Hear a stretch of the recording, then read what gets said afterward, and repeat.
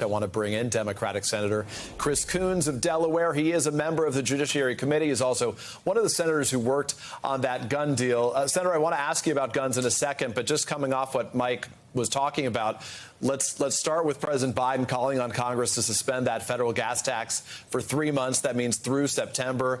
Your Republican colleague, Senator Bill Hagerty, he called this a, quote, gimmick. But even some Democrats are cool with it. Tom Carper from your home state, your fellow senator there, tweeted it's, quote, a short-sighted and inefficient way to provide relief. And here's what Speaker Pelosi said about it at the end of April. The pros of it are that it's good PR. You're asking about it.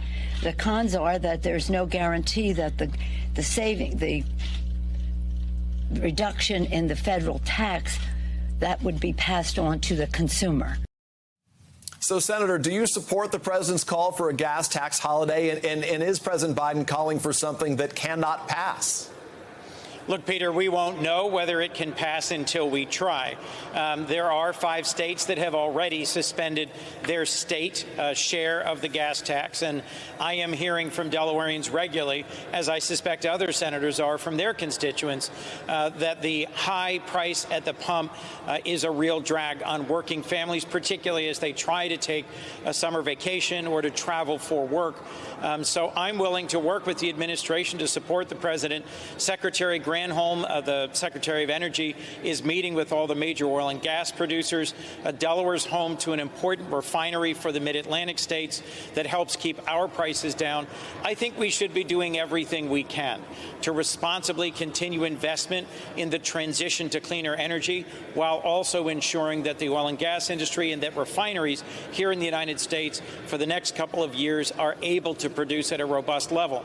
I'll remind you, Peter, that in the first year of the Biden administration, the United States produced more oil and gas than in the first 2 years of the Trump administration. So there is some objective truth to what is being said here, that the price at the pump is not just a production issue. It's also a global supply issue.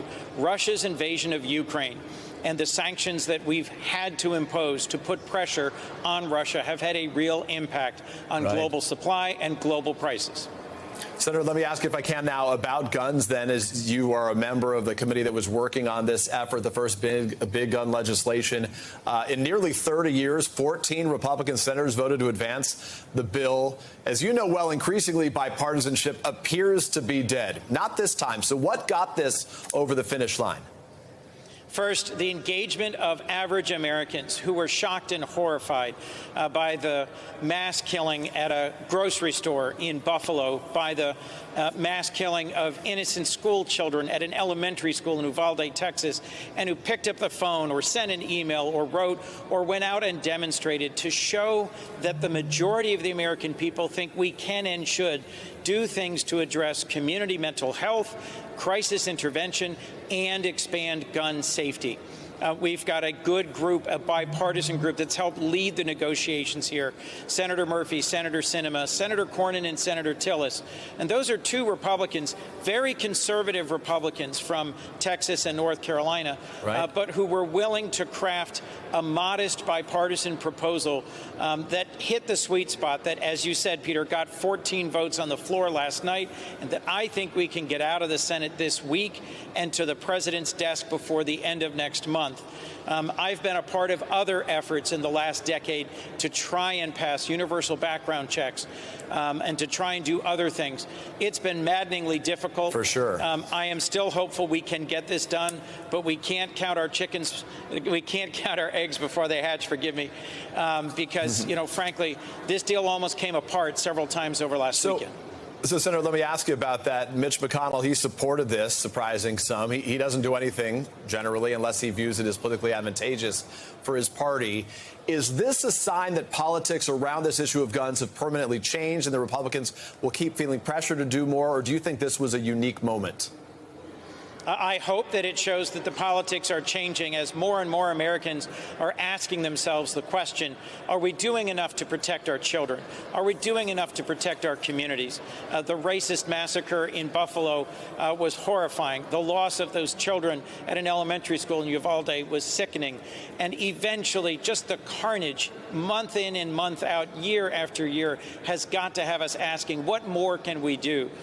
Providing an incentive fund for states to adopt crisis intervention orders, providing more funding for community intervention programs, I think is a good investment, and apparently so does a majority of the Senate. I think that's the result of real engagement by folks at the grassroots level calling for change.